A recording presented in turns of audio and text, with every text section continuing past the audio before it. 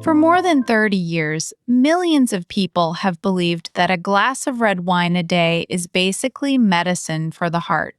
That belief wasn't just oversold. The very foundation under it has now been pulled out, and the reason it collapsed is one of the most important lessons in how nutrition science is supposed to work. Welcome to Longevity Lab. I'm Claire. And I'm Robert. Claire, this one already sounds like it's going to change something I do every day because I am absolutely one of those people. I genuinely believe the red wine story. I've probably told half my friends at dinner that it was for my heart. And look, Robert, that is exactly why this matters. You weren't misinformed by accident. This might be the single most repeated health narrative of the past 3 decades. So before we get to the evidence, let's name the myth clearly. The story goes like this. Red wine contains special compounds. It explains why the French have lower rates of heart disease, and a drink or two a day protects the heart. That story was everywhere, and a lot of people still believe it. I definitely believed it. And I feel like every time the research came up, I saw headlines saying moderate drinkers lived longer than people who never drank at all. There was even that curve, the J-shaped curve that made never drinking look riskier than having a little. Right, that curve exists in many older data sets. The question is what it actually means. And before we unpack the statistics, let's trace where this whole health halo came from. You mentioned the French. Do you know the phrase the French paradox? I've heard it for years, and I know it's connected to red wine, but I'm not sure I could explain it. It's worth knowing because it explains so much about how health myths get born. Around 1992, a segment on the television program 60 Minutes popularized the term. The observation was that French people ate a lot of saturated fat in those days, smoked more than expected, and yet appeared to have lower death rates from coronary heart disease. People pointed at red wine as the magic explanation. But that was a classic case of looking at one drink and ignoring basically everything else.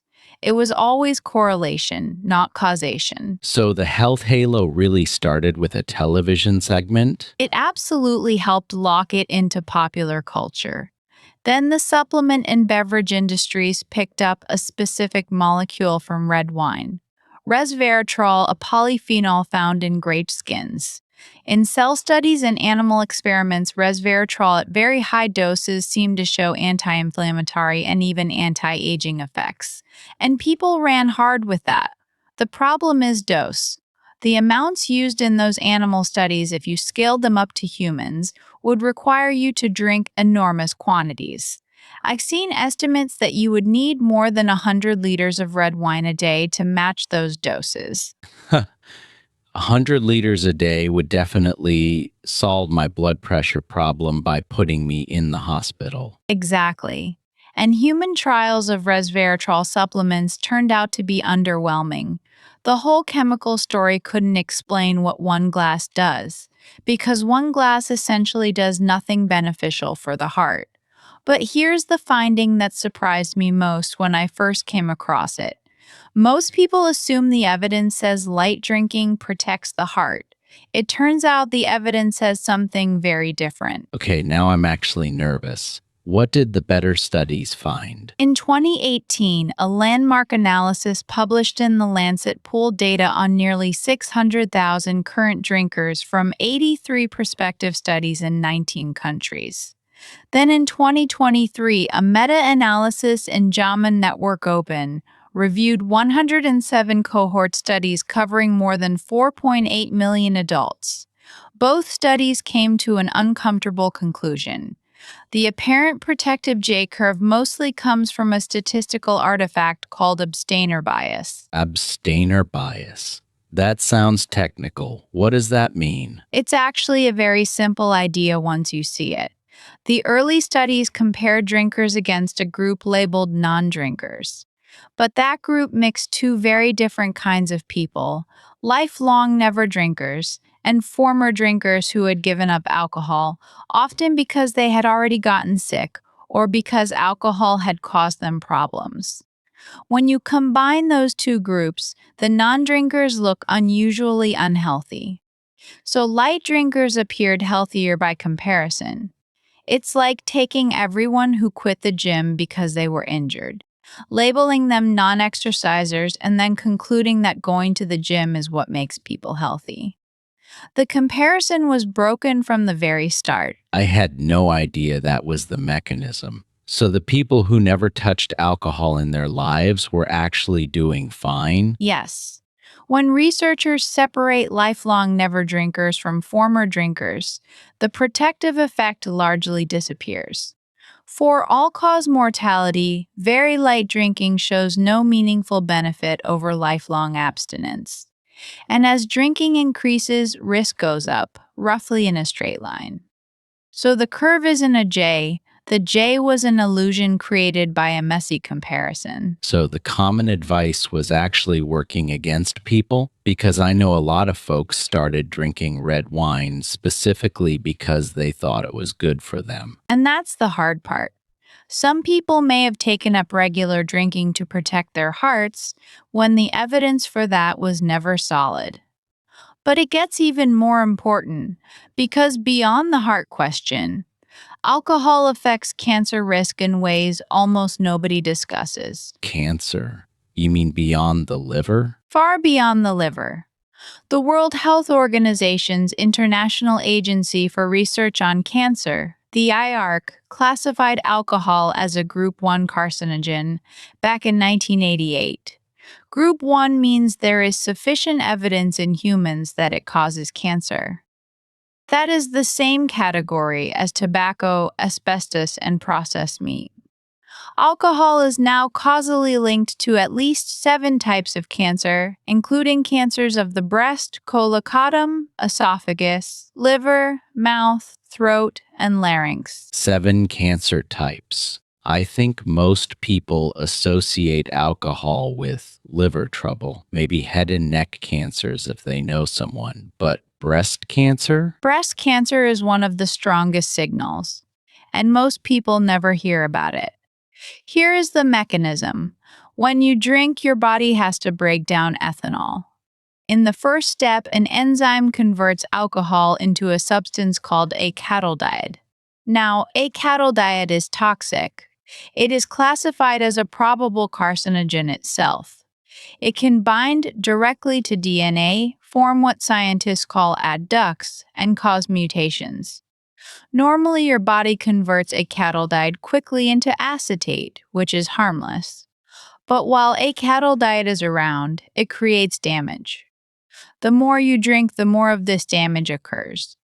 On top of that, alcohol raises estrogen levels, which matters for hormone-sensitive breast cancers. So your ability to clear that toxic middle step is essentially your defense? Exactly.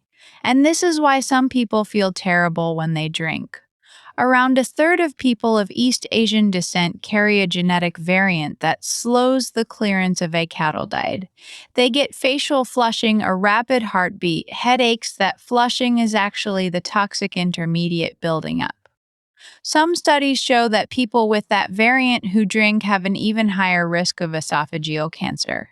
So that alcohol flush is not a quirk, it's a warning sign being written on the face. That's a biological detail I will never forget. So alcohol is a DNA damaging chemical. That feels like it should be the headline every time. It should be, and I want to be clear. It is not fear-mongering to say that. It is simply what the toxicology shows. But let's also talk about the heart again, because some people still defend alcohol by pointing to cholesterol. Right. I've heard that moderate drinking can raise the good cholesterol, HDL. That part is real. Alcohol can modestly raise HDL. But raising HDL through drinking has not been shown to translate into fewer heart attacks in the well-designed studies. Meanwhile, alcohol raises blood pressure in a dose-dependent way. And high blood pressure is one of the top risk factors for stroke and heart attack. Alcohol is also strongly linked to atrial fibrillation, an irregular heart rhythm that raises stroke risk. There is even a phenomenon called holiday heart syndrome, where occasional heavy drinking triggers episodes of arrhythmia in people with no prior heart disease. So, on the cardiovascular side, the supposed medicine starts to look a lot more like a toxin with a good publicist. So the HDL benefit is like fixing one dial on the dashboard while the engine is leaking. That's a very good way to put it. And this is where most health conscious listeners land. They realize the old story was built on a shaky comparison, and then they ask the real question: how much is actually too much? That's exactly my question. I want a number. I want something I can act on. Okay, here's what the research supports. There is no truly safe amount of alcohol from a biological standpoint. The WHO has been explicit about that. But from a practical risk standpoint, the steep rise in risk starts around 100 grams of pure alcohol per week. That is about 7 standard drinks, where one standard drink contains about 14 grams of pure alcohol.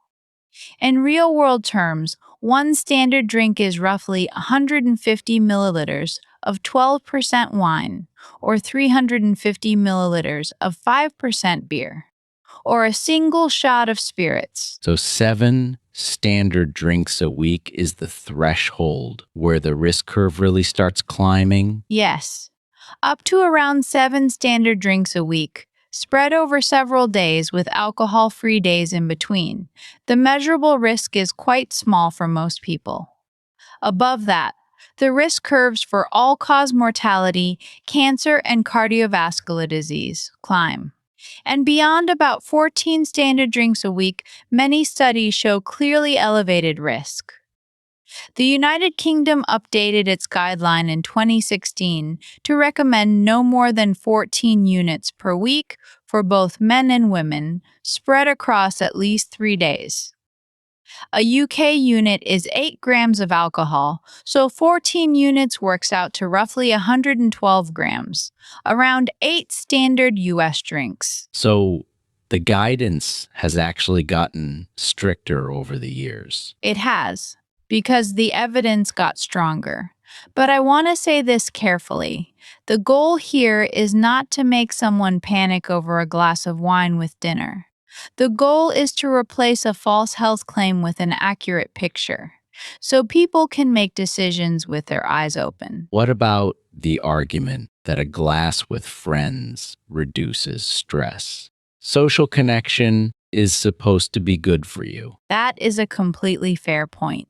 Social connection is genuinely good for health. Loneliness and chronic stress are real risks. But the framing we should retire is drinking for the heart. If you drink, you should be clear eyed that you are doing it for pleasure, not for prevention.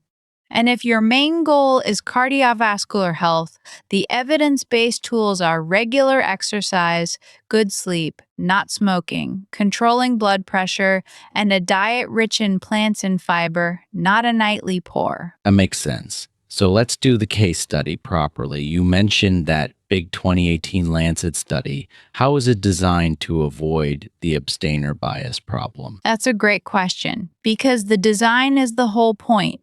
The researchers restricted their analysis to current drinkers.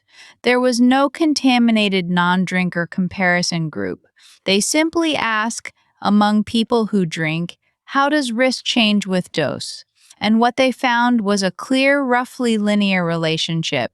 More alcohol meant more deaths from stroke, heart disease, and all causes combined. The J-shaped drop disappeared once former drinkers were taken out of the comparison. The study estimated that drinking more than 100 grams per week, about 7 standard drinks, was linked to about 6 months shorter life expectancy at age 40. 6 months shorter life expectancy for something people were doing because they thought it was healthy. Yes, and the 2023 meta-analysis in JAMA Network Open went further. It reviewed 107 studies with millions of adults and found no significant protective association for low-volume drinking. In fact, When they compared drinkers to never drinkers carefully, risk was elevated across levels, and the elevation grew with dose. The bottom line is that alcohol does not improve health outcomes. At best, at very low levels, the extra risk is modest. At higher levels, it becomes substantial. So if you're listening and you currently drink 3 glasses a night, what's the single most important change? Start with honest counting.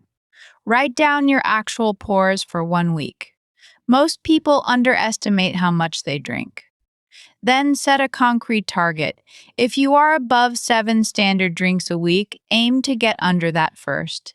Build in at least 3 alcohol-free days. Use a smaller glass measure and consider lower alcohol wine or alcohol-free alternatives for some nights. And of course, if you have high blood pressure, liver disease, atrial fibrillation, a history of certain cancers, or if you are pregnant, the calculus changes. That is absolutely a conversation to have with your doctor, because your personal risk profile may justify stricter limits or complete avoidance. And if someone finds it hard to cut down, If cutting down is difficult, or if drinking affects your mood, sleep, or relationships, that is also a reason to speak with a clinician or a specialist. There is no shame in that. It's a health conversation, not a moral one. And if you are enjoying this kind of myth-busting breakdown, make sure you are subscribed to Longevity Lab and that the bell is on, because we do this every single day. and Claire, I have to say the biggest change for me is reframing why I drink. I have been pouring a glass every evening because I genuinely believed it was helping my heart. Now I know it isn't. So I'm going to move to 2 evenings a week, measured properly and treated as a treat, not a treatment. That is exactly the right reframe, Robert. Let me give you today's rule. No amount of alcohol is medicinal, and less is always better for longevity. If you drink, make it deliberate and occasional, and never for your heart. Never for your heart. That line is going to stick with me, and I suspect with everyone listening too. Thanks for being with us. I'm Claire. And I'm Robert. See you in the next episode.